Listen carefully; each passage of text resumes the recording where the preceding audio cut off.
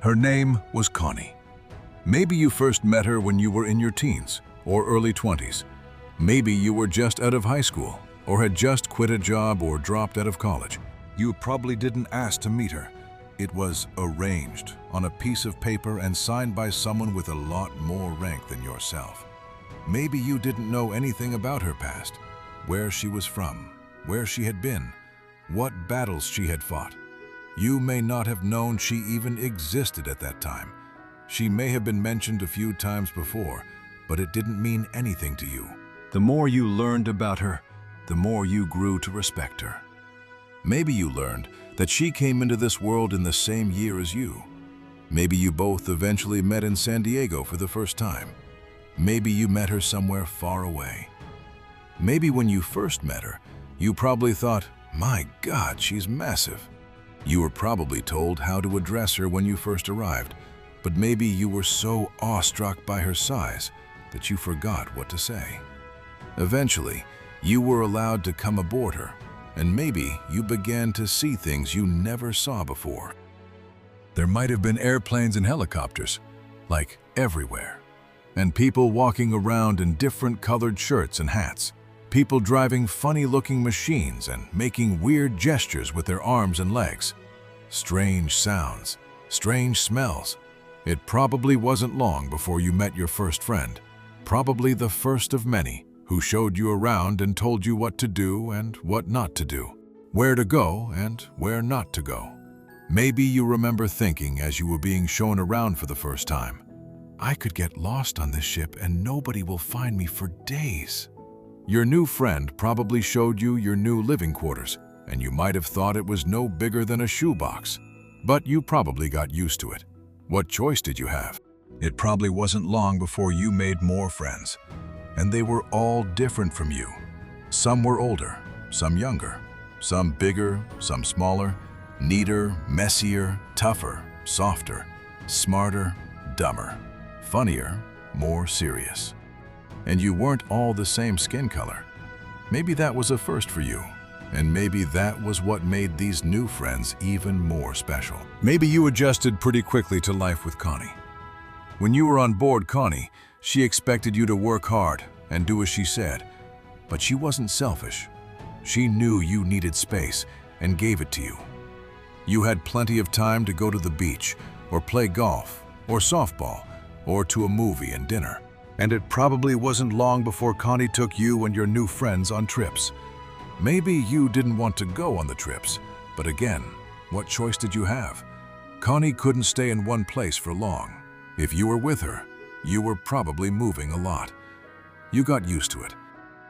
Maybe you were with her during wartime, and she took you places that were dangerous, and you saw things nobody should ever have to see. Maybe you were with her during a relatively peaceful time. Maybe you enjoyed being out at sea with Connie, with nothing but sea around you for miles and miles. Maybe you liked watching the dolphins swimming in the huge wakes created by Connie. Maybe it was the sunsets and sunrises. Maybe it was the warm sun on a clear day. Maybe it was watching the planes coming and going. Maybe it was the food that you ate. Maybe it was the library or the chapel. Maybe it was playing games or watching TV with your friends.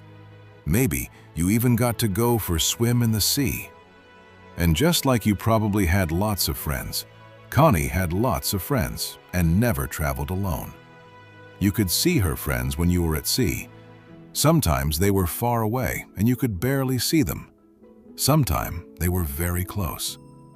You probably thought it was good that Connie had such good friends, for it was them that kept you and Connie safe and brought your food and snacks and mail and movies and packages from home.